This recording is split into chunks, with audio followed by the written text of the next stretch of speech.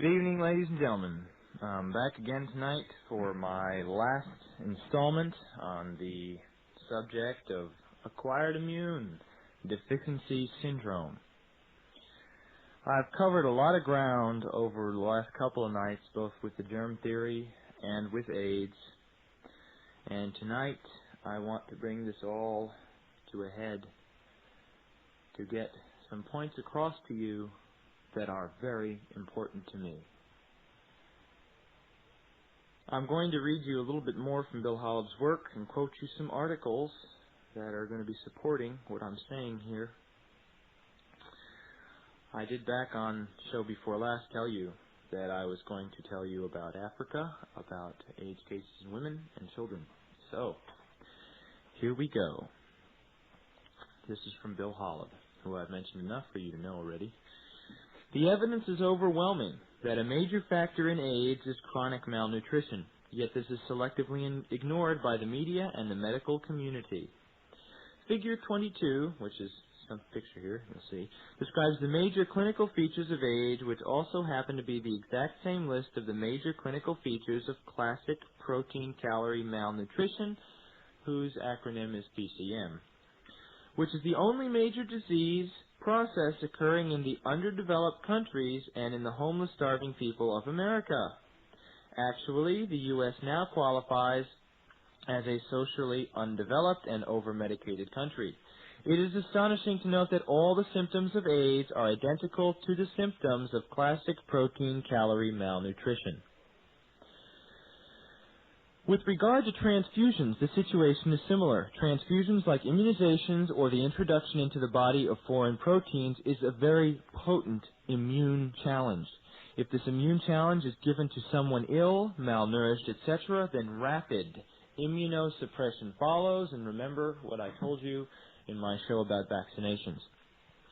Thus, the chronic infection seen after transfusion, as is the subsequent immune depression, and the AIDS-like syndrome are due to other clinical factors and not to the HIV/AIDS virus. Now, reading on, women as 50% of the consumers need to be duped into the AIDS myth. The first few cases were described in women who were called, quote, previously healthy, and yet if you looked at their clinical history, you wondered what previously healthy means. These women had long histories of drug abuse, chronic infections, anemia. In other words, they were frequently sick and frequently medicated, and that is how they developed the symptoms called AIDS. The media continues to whip up paranoia, fear, prejudice, and vengeful anger into the public maelstrom of AIDS. There is the classic story of the two women who received transfusions who were later told that they would get AIDS and die. One stayed well, and medicine termed her lucky. The other got sick, and they termed her AIDS. What would happen to you if you were told, and you believed it, that you were going to die and to keep coming back to the hospital for tests and treatments for years while you and medicine wait for the signs of the deadly disease? Most people would probably get very sick under such stress. There was also a sad testimonial to the media when a foster mother let her son die because she was afraid that he got AIDS in the hospital. Children victimized by the AIDS medical machine. In children, AIDS is detected and treated the same way as it is in adults, so the outcome is the same. But the percent supposedly infected that go on to get AIDS is very small, so again, other factors have been suggested. In these children, the quote-unquote therapy is just as aggressive and just as lethal. About 90% of supposed maternal transmissions of AIDS can be accounted for because the women are usually drug abusers and were very sick and very medicated before and after birth. Remember, whatever a pregnant woman does to herself and whatever medicine does to her is also done to the unborn baby. So is this really showing transmission of disease or simply continued toxic care? Folks, in one study, children with AIDS showed the following associations when compared to a group without AIDS. 200% more injections, 31% more transfusions, 60% more surgery, 96% more vaccinations, 59% longer hospital stays, and 31% more transfusions. Folks, this is the correlative data, meaning that the children who had AIDS had these cofactors. Thus, it seems that the more treatment you get, the more likely you are to get sick and to be labeled as having AIDS. The media has put false fear into the public by saying that breastfeeding transmits AIDS, even though the one quoted case had no evidence to show of any transmission. We presume that the infant formula companies will love this propaganda. Now, an unusual exchange occurred in the medical literature recently in which American medical people keep insisting that Africa was the source of the AIDS virus, while African scientists could not substantiate this claim.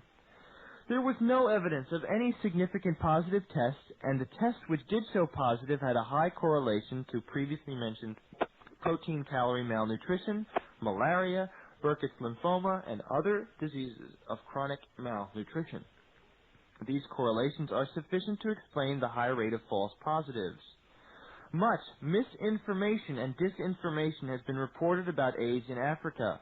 Following a 6-week tour of 26 cities and towns in 16 sub-Saharan countries, physician Felix Courtney-Ahulu of the Cromwell Hospital, London, observed that press statements were grossly exaggerated. He found, quote, "Uppermost in the minds of intelligent Africans and Europeans was the question, why do the world's media appear to have conspired with some scientists to become so gratuitously extravagant with the untruth? This journalistic hyperbole has proved very expensive. Africans overseas have experienced racial abuse, tourism has unjustly suffered, and tension seems to have developed between white doctors working in Africa. Many whites with a fund of goodwill for Africa feel even more strongly than I do about the effect of the world's media on that continent. Africa's only really endemic diseases are malnutrition, environmental degradation, social-political wars, poverty, poor hygiene, and unhealthy sexual practices. Africa has the highest percent of the population suffering from chronic malnutrition. That is about 168 million people, which is 33% compared to the Far East of 19%, Latin America 13%, and the Near East 12%. Of course, if our government were honest with us, our country would be right up there with the worst. The black African prejudice concerning AIDS may be shifting to the black American as race becomes an issue. Witness a report claiming to find new abnormal facial features in children born to mothers tested positive for AIDS. The report was subsequently shown to be false because the investigators did not realize that features such as flat nasal bridge, prominent forehead, prominent lips, and slanted eyes are observed with a certain degree of frequency in normal black and Hispanic children and could hardly be considered abnormal. Folks, I hope that gives you some idea of what's going on here. The only real reason that we may be seeing AIDS in Africa, aside from what I have just read, is smallpox vaccination programs that were there a while back. Now, some of the more radical people out there will tell you that the smallpox vaccinations were actually either laced with AIDS or were precursors of AIDS, and personally, from the data I've seen, it's nonsense. And from the data I have seen and the work I've done with vaccinations, you do not even need a killer virus to be put into these vaccines to create these kind of immunosuppressive problems and symptoms. Folks, like I said on my vaccination show, vaccinations alone are enough to produce all the immunosuppressive symptoms in people years after they've received the vaccination. That's fact. I don't know anybody who'll argue that with you after they see the data. Now, also from some of the data that my friend Bill Holub has put together, first-year profits and sales for AIDS tests. Let me just read you the company names and the profits they've made and the first-year sales. Electronucleonics, $56.9 million sales in AIDS tests. Baxter Travenol, $1.8 billion. Abbott Laboratories, $3.1 billion. Centocor, $10.9 million. This is all first-year sales figures for companies that produce AIDS tests. Now, Bill Holub also has some fantastic data, which I can't really go into in detail. But suffice it to say, through careful statistical analysis, he has shown dozens of other diseases that have been renamed as AIDS and shown you the number of lost cases of those diseases that have been renamed as AIDS. I'm looking right at it. It's a little bit too complicated of a chart to read to you. But suffice it to say, folks, the data is here. It has been published. It exists. It is documented. It is very carefully referenced. Some other stuff here that I can read to you, which is interesting. Other disease states of which can now also be renamed or reclassified as AIDS, and this is from data from the Center for Disease Control. Listen to what they are calling AIDS now, folks. Tuberculosis, salmonella, any mycobacterial disease, reticulosarcoma, any malignant lymphoma, any encephalopathy, any dementia, any weight loss, diarrhea, malnutrition, any recurrent or multiple bacterial infections, candidiasis, cryptococcosis, cytomegalovirus disease, herpes simplex disease, Kaposi sarcoma, lymphoma of the brain, lymphoid, interstitial pneumonia, Mycobacterium avium complex. I'm not going to go on. I hope you get the picture. I really hope you get the picture, folks.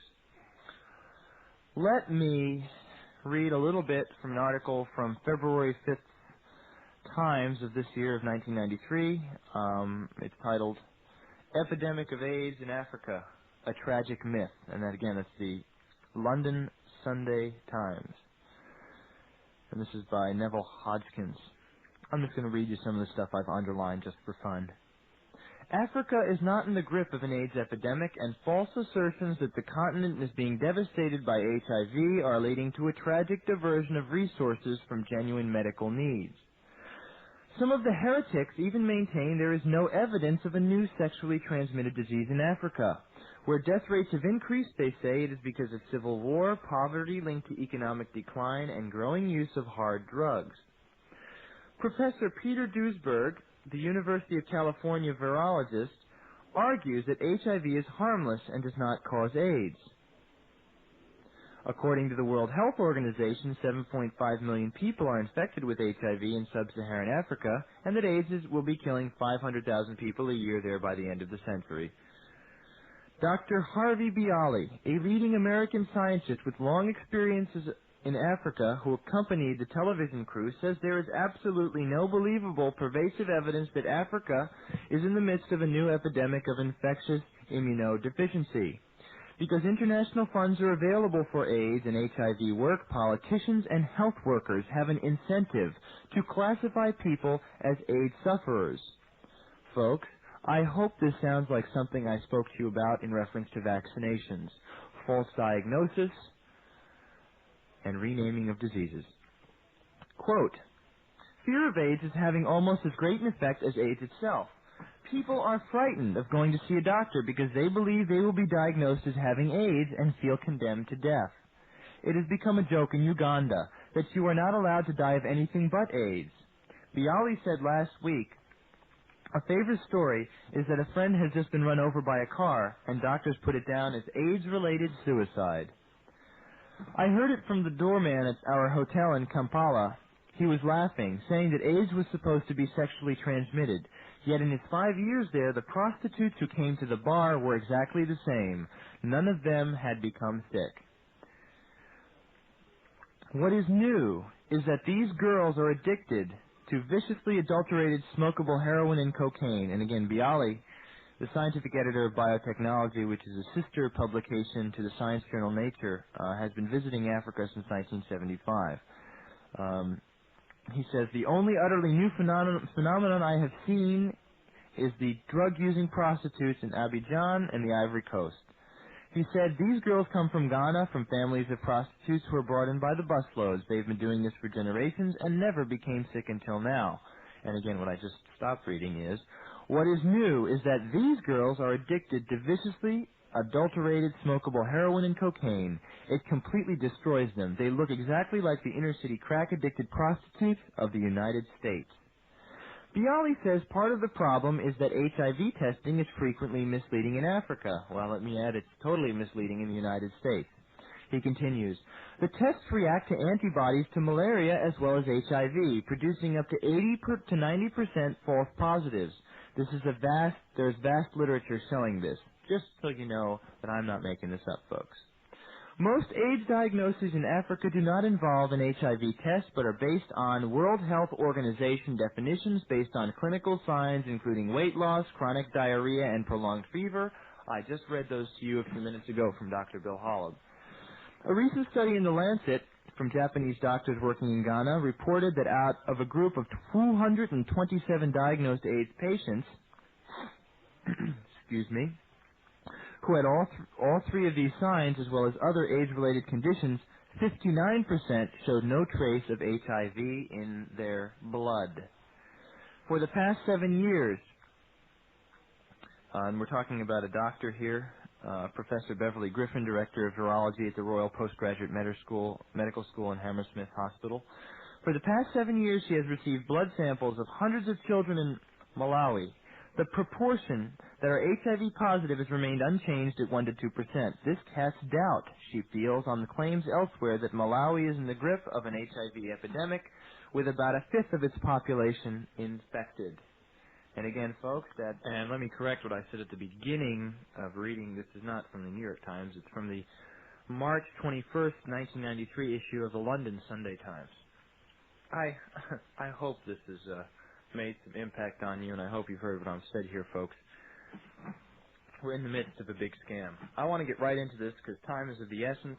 I am now going to read you excerpts from the article that appeared in this month's, actually, no, it's still this month because it's September now that I'm doing this, September issue of Spin Magazine.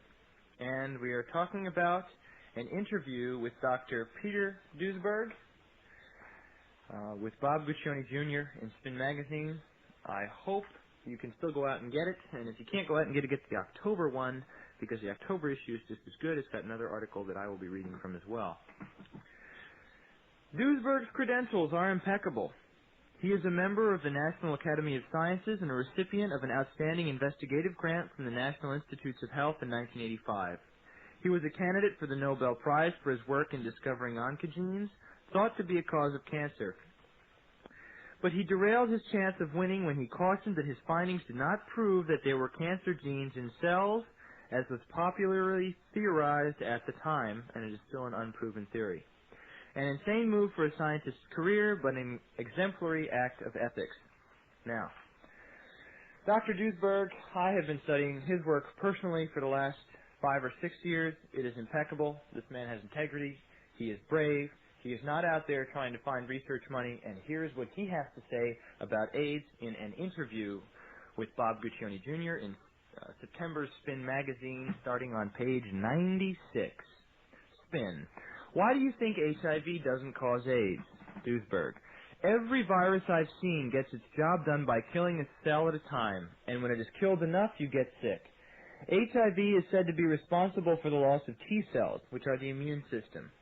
Now, in every AIDS patient studied so far, there is never more than, on average, 1 in 1,000 cells infected by HIV. How many cells in 1,000 would another virus infect, for instance, a flu virus? If it would cause flu, then 30% of your lung cells are ruined by the virus, the lining is gone or infected. If you have hepatitis, almost every single cell in your liver is infected. Spin. A lot of very bright scientists are working in AIDS, and they don't have all the dubious agendas, and they must have asked themselves the same questions. If HIV doesn't kill a lot of cells, why is it widely believed to be the cause of AIDS? Duesberg. By assigning it all these unprecedented, paradoxical properties that no other virus ever had. They say it can kill cells indirectly or can induce something called autoimmunity, which essentially is the virus sends out a trigger and the body is now convinced to commit suicide. Or they say there are cofactors, if you really press them hard on it. But what they are has yet to be determined. How feasible is the argument that HIV triggers autoimmunity? It is very implausible indeed. There are 1 million Americans with HIV who are totally healthy. There are 6 million Africans, according to the World Health Organization, who have HIV. 129,000 had AIDS by the end of last year. That means 5,800,000 and so many thousands had no AIDS. 500,000 Europeans have HIV and 60,000 have AIDS. So, there are millions and millions of people on this planet who have HIV but no AIDS. Why don't 7.5 million get autoimmune disease if HIV is the cause of an autoimmune disease? Spin. Well, the establishment says that everybody with HIV will develop AIDS and it's just a matter of time. In the last 10 years, and this is Duisburg, this has happened in America to about 20% of all people with HIV, 250,000, including deaths to date out of 1 million. But the people who are dying from AIDS are hardly ever your all-American friends of 20 to 40 years of age. Virtually all heterosexual Americans and Europeans who had AIDS are intravenous drug users, and folks, that's a fact that I have verified myself. Think about that. And the homosexuals who get AIDS had hundreds, if not thousands, of sexual contacts. That is not achieved with your conventional testosterone. It is achieved with chemicals. Those are the risk groups. They inhale poppers. They use amphetamines. They take quaaludes. They take amyl nitrate. They take cocaine as aphrodisiacs. Spin. What is it about intravenous drug use as opposed to ordinary drug use, like snorting cocaine, that would mean these people would go on to develop AIDS? Duisburg. It's a matter of degree. With drugs, the dose is the poison. You take 1 aspirin, you lose your headache. You take 200, you drop dead. You smoke 1 pack of cigarettes, you're fine, but if you smoke 2 packs of cigarettes for 10 or 20 years per day, you may get emphysema. It's the same with drugs. If you snort a line of cocaine on a weekend, you probably won't notice the difference. But if you inject it intravenously 2 or 3 times a day, that's when the toxicity shows up. Back to this argument about HIV. Viruses can only work one way. They can only be toxic if they affect a cell. They cannot work at a distance. There is no exception. Viruses are what you call an intracellular parasite. They don't have an autonomous life. They are just a little piece of information that is stuck into a cell and acts like a parasite. But outside of the cell, it's like a disk outside of a computer. Spin.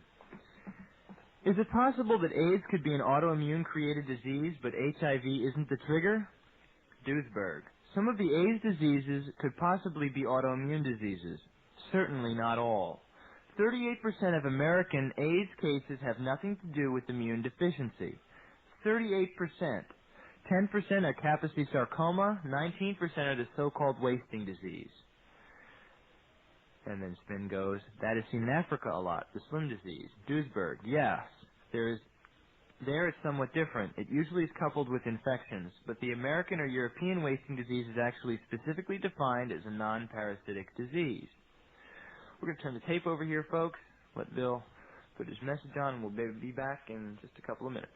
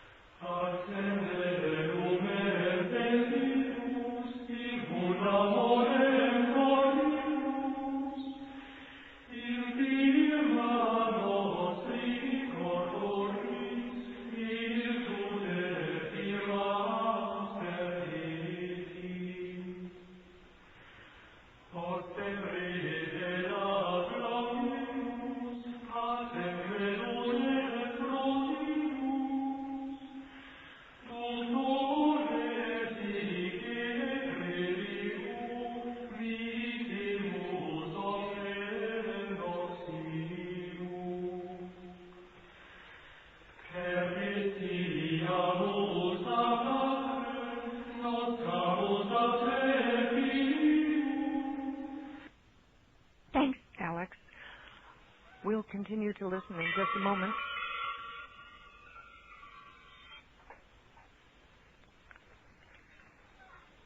We're not able to verify Alex's research here at the research center here at the hour of the time, but I urge you to listen again to his tapes and research it yourself, because he really has something to say. I can remember the years when I was visiting my friends in Haiti from 83 to 85, just before the political coup, and the beginning talk about AIDS was blaming people from Africa, America, Haiti, everywhere.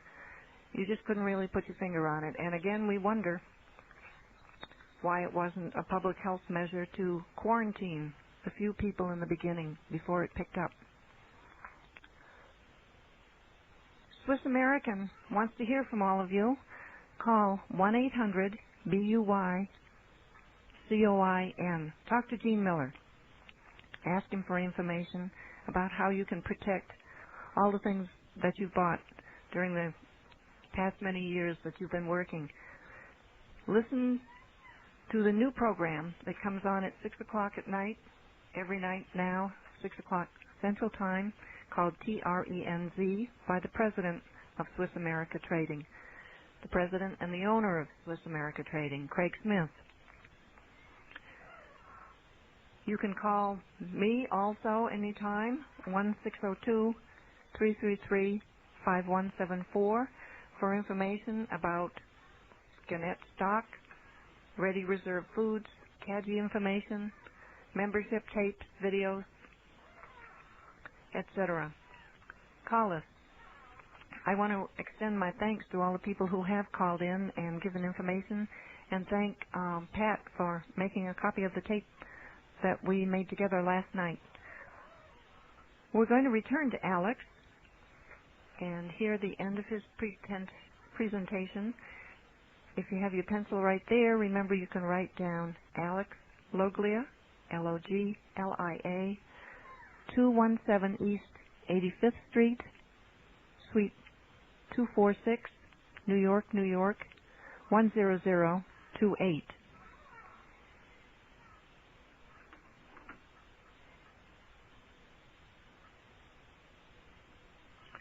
We'll hope Alex will return to us. Continuing with Dr. Duesberg. But the American or European wasting disease is actually specifically defined as a non-parasitic disease. Anyway, 6% is dementia, 3% is lymphoma cancer. If you add those up, that's 38% of all American AIDS cases. Out of 250,000, that's about 100,000. Their diseases cannot be explained by any form of immunodeficiency whatsoever. Why is it considered AIDS then, asks Ben. That's one of the questions I would love to know the answer to. I have asked several experts. They always get mad. AIDS is always presented as if it's the immune deficiency. It is not at all. Cancer has nothing to do with immune deficiency. Spin. So what is the common denominator between all of the 25 AIDS diseases? Duesberg. None. They name it AIDS, that's all. None of these 38% have anything whatsoever to do with immunodeficiency, but they're called AIDS. That's not one AIDS disease. There's not one AIDS disease that's new. What is new is only the incidence of these diseases in 20 to 45-year-old men, mostly, and a few women, which has gone up. Spin. I've always thought the 25 diseases that formed the AIDS syndrome had the common denominator that they were the result of immune system's inability to stave them off. Duesberg. Now listen to this carefully, folks. That's how they try to sell it without looking at the evidence. But cancer is not a consequence of immune deficiency, and we're talking about Kaposi sarcoma. Dementia has nothing to do with the immune system. Your brain is independent of the immune system. Of course, if there's no immune system and your brain gets infected, you can get meningitis, but it doesn't affect your IQ. Sure, in the end, if everything fails, you can get all sorts of diseases.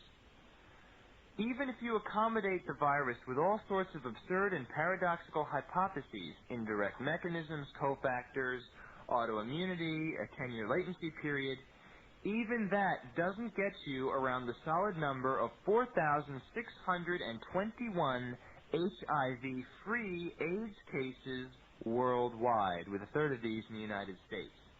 How do you explain those? You couldn't have a better alibi than for it not to be there. You couldn't have a better alibi, and that is suppressed. Here we have a real cover-up. Last year, the numbers of these cases was going up like crazy. Anthony Fauci, director of the National Institute of Allergy and Infectious Diseases, the National Institute of Health, and the CDC called a meeting. And you know what they did? They gave it a new name. They call it idiopathic CD4 lymphocytopenia, or ICL. When you're HIV-free now, folks, it's no longer called AIDS. They're going to diagnose you as having ICL. Spin. There are 4,000 cases that don't have HIV, but the 250,000 plus cases that remain do have HIV. Duisberg, that's what you think. How do you know that? Spin, because they've been tested. Duisberg, by whom?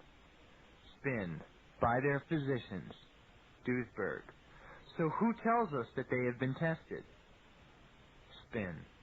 A guy goes to his doctor, clearly very ill. He has AIDS. He's tested or was tested earlier and is found to be HIV positive. Duisberg. Even now, there is no record anywhere that says in how many American AIDS cases HIV was actually found. And you know what, folks? Dr. Duisberg is right, because I have found out exactly the same thing. Spin. But in every AIDS case, the CDC would know whether or not the patients were HIV positive because their physicians reported it. Listen carefully what Dr. Duisberg responds with. I verified this personally. You're led to believe this by the CDC, but the evidence that HIV is there, they never disclose. Nowhere in the HIV/AIDS surveillance report, as they call the national statistics kept by the CDC, do you ever find HIV data. No survey on HIV at all. All they talk about is AIDS, and then you read a little more of the fine print as to how AIDS is defined. They accept what you call presumptive diagnosis. AIDS cases without HIV tests. You know what that means?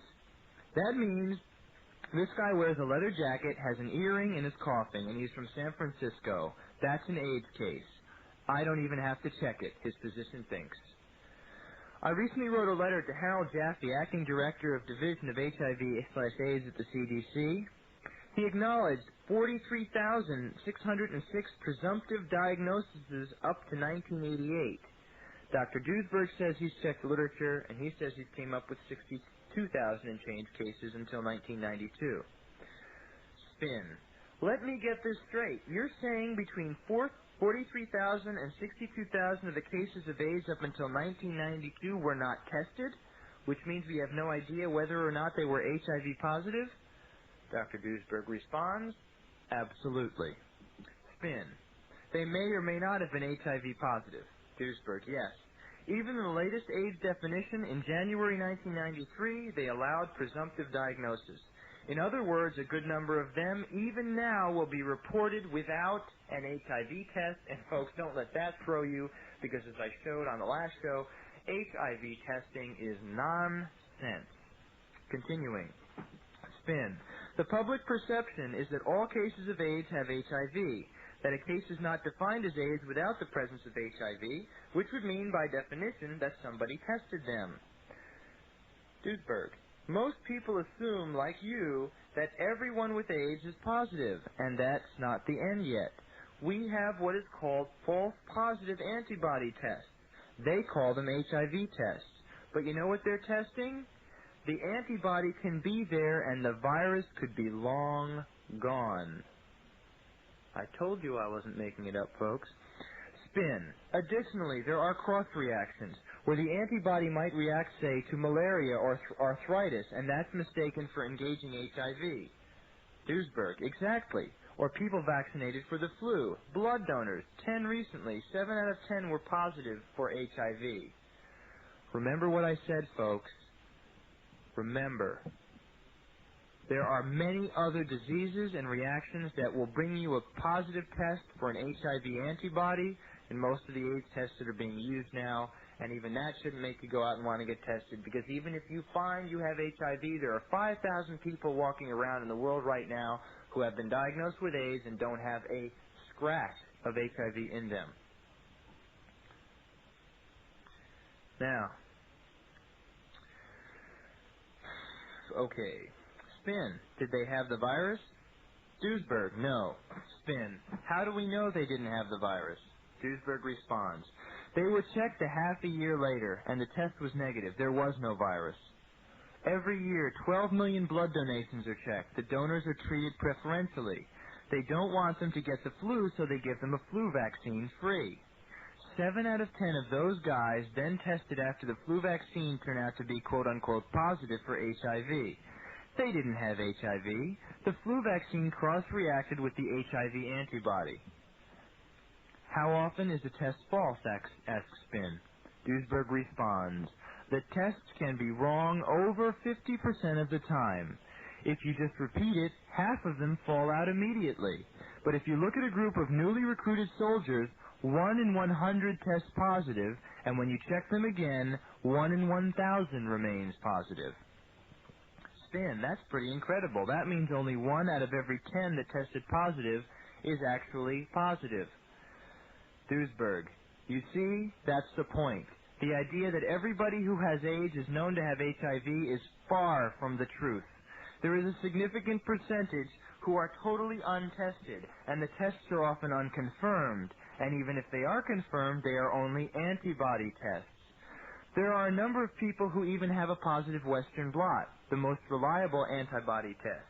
But when you look for the virus, it is still not there. Folks, I hope you're paying attention. I hope you are paying attention. I hope you will not get conned into even bothering to go out and get an AIDS test. Moving on with the interview with Dr. Duesberg. In San Francisco, there are 3 people, false positives, who found out now that they have no HIV but were treated with AZT, which is designed to inhibit the virus. And AZT, as we all know, is extremely toxic. And they have AIDS now. They have pneumonia, they have pneumocystis, exactly like AIDS, and they have no virus. Spin. You presume it was because of AZT? Duesberg. That's what they're suing for. Spin. Explain why you have called AZT AIDS by prescription. Duesberg. It's AIDS by design. It was designed over 20 years ago as a chemotherapy. And chemotherapy is a rational but desperate treatment for cancer. The rationale is, let's kill all the growing cells for several weeks. The hope is, the cancer is going to be totally dead and you are only half dead and recover. Chemotherapy is a rough treatment. You lose your hair, you lose weight, you get pneumonia, you get immune deficiency, you literally get AIDS. You have nausea. You have all the AIDS symptoms because of severe cellular intoxication. You kill a lot of good cells too. Often the treatment works, the cancer is indeed dead, and you survive and recover. Now you give that drug to somebody indefinitely, not just for 2 or 3 weeks, every 6 hours. Your HIV-positive person takes 250 milligrams of AZT. So they lose weight, they become anemic, they lose their white cells, they have nausea, they lose their muscles. Like Rudolf Nureyev, they cannot even stand on their own legs, and they die, like Kimberly Bergalis, Nureyev, Arthur Ashe, Ryan White, and many others. That's what you call AIDS by prescription. There's one issue even more fundamental we scientists have never discussed. Is AIDS actually an infectious disease or not? You see, you can acquire a disease in 2 ways. Either by a microbe, and then it's an infectious disease, and then you can pass it on sexually or otherwise. Or you acquire it from the environment, that is by toxins, like you acquire lung cancer from smoking or liver cirrhosis from drinking. These are 2 entirely different mechanisms of getting a disease, so how do we tell them apart? The infectious diseases have one thing in common. Without one single exception, all infectious diseases are equally distributed between both sexes. 0 exceptions. Spin. Isn't the argument, though, that the immune system is losing the battle? The antibodies may be there, but the T cells are being depleted, so the immune system is actually losing the battle. Duesberg. Only if the virus has ever overwhelmed the immune system. But it hasn't. The immune system does beautifully. It knocks the virus out to a level where nobody can find it. Dr. Gallo and Dr. Montagnier had a hell of a time finding it because it was gone. That's why we look for the antibodies in the AIDS test. It can't find the virus. That's the third point. Again, no exceptions to that rule. Where you have an infectious disease, the microbe that is responsible for the disease is abundant and very active in many cells. Okay, spin. The argument about AIDS is that there are lots of people who do drugs and don't have AIDS. Duisberg, it's the dose. It's a genetic constituency. Some people are more resistant than others, but very roughly, it's a cumulative thing. It's a certain threshold you have to reach, and that varies personally. Now look at AIDS. It fits none of the criteria of any infectious disease. Not equally distributed, not soon manifested, no active microbe, nothing is there. You can't even find HIV if people are dying from AIDS. You can a tiny bit, but very, very occasionally. Spin. What about the 10% of AIDS patients that are women? Duisberg. Those are drug abusers mostly. Spin. Okay, the statistics say something like 75% of the women who have some kind of recreational drug history or were HIV positive and went on ACT. That still leaves about 25% that don't have a drug history. Well, continues Duisberg, see if you take 25% out of 10%, you're taking 2.5%. And now here we come to the definition of AIDS. AIDS is 25 old diseases under a new name in the presence of HIV. These diseases do occur with or without HIV. Spin. Is there a difference in the manifestation of, for instance, tuberculosis in a case where a woman has tuberculosis and HIV, and a case where a woman just has tuberculosis? Duisberg. None that I know of. Spin. Absolutely the same, and they should, if they're both of average health, either recover or die at the same pace? Duisberg. It should be exactly the same. The only thing is that because HIV is rare in this country, only 1 in 250 Americans, or 0.4%, are HIV positive. And because it's so difficult to pick up, the odds are that he or she may be one of those people who have practiced risk behavior or been receiving transfusions. Now, let's read a little bit more here, and this I hope you'll pay very, very close attention to. Spin. What you're saying is, woman A and woman B are identically sick. So we can challenge the readership of the magazine that if anyone out there has AIDS and is HIV positive but hasn't done any risk behavior, they should contact us and let us look at their case history. And we would learn a lot if such a person who doesn't come from one of the risk groups has HIV and has developed AIDS. Have you scrutinized the case histories of any patient who has AIDS, is HIV positive, and doesn't come from a risk group? Duisberg. They are extremely rare. Those are the cases like Kimberly Bergalis. They give them AZT, and then it is finished. Spin. Did Kimberly Bergalis, the Florida woman who allegedly contracted HIV from her dentist, get AZT before or after she had AIDS? Duisberg. She had a yeast infection. That was her diagnostic disease, which is not so rare in women. And she had antibodies for the virus. Spin. After her HIV diagnosis, they gave her AZT. She was otherwise healthy except for the yeast infection.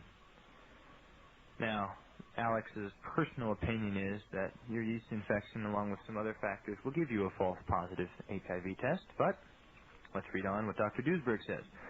Tell me a woman with a yeast infection needs blood transfusions for anemia.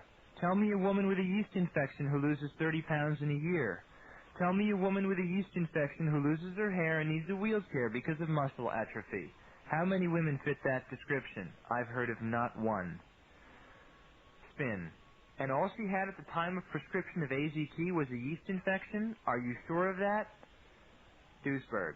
They said the yeast infection was first, and then she later also had some kind of pneumonia, and they don't say when they started her on AZT. But I have yet to ever hear of a 21-year-old that needs blood transfusions for pneumonia or a yeast infection.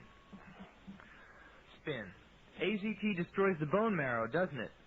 Of course it does. It kills the red cells. Anemia is the first direct effect of AZT toxicity. If you have no red blood cells, you can't pick up oxygen. You're in trouble, my friend. Folks, I'm going to stop here with the spin article from the September issue, and I'm going to continue now with a excerpt from the article on AZT in Spin Magazine for October 1993. It's out on the stands right now. Go and get it. You'll definitely like it. It discusses a recent study that has just been done that has proven, finally, beyond a shadow of a doubt, that AZT is a killer drug, and that the original study, which was done to determine its efficacy, was done by the same company that produces the drug, which is Burroughs Wellcome. Let me read you this. I think you'll find it rather entertaining. A recent Burroughs Wellcome-sponsored community forum held in New York City was intended to put the Concord results into context, a euphemism for damage control. But it erupted into chaos when the audience started raising questions. Burroughs Wellcome had pieced together a panel of doctors and activists to discuss, update, and reevaluate the data from the Berlin conference. Nothing is black and white anymore, said activist Mike Barr in his opening speech. Shades of gray are everywhere, but the audience was in no mood for shades of gray. At the question and answer session, one speaker said, "Hi, my name is Tom, and this is my question. Since the basis for this therapy is to destroy HIV, could you tell me what the specific keynote study is that proves HIV causes AIDS? I mean, only because it's pretty important since billions of dollars are being put into these drugs." At this point, part of the audience clapped, and the other half glared angrily or sighed disgustedly. Others spoke up, their voices weak at first, then stronger. Answer the question. How do you know HIV causes AIDS? The panel moderator hemmed and hawed. I'll try to answer that, he said. It's a very complex question. The audience was impatient. Just tell us the study. Moderator, it's a complex question and there are lots of emotions on both sides. I try to read the literature on both sides and this is my conclusion. There are many factors associated with the progressive decay of the immune system. It depends on what kind of vocabulary you want to use. When you say something is a primary factor and when you say something's a cofactor. Audience, could we get the name of the study, please? Moderator, the study? Okay. I'm in clinical practice, so I'll have to enlist the help of the academicians up here to see if I can give you the name of the study. Audience, but everything is based on HIV.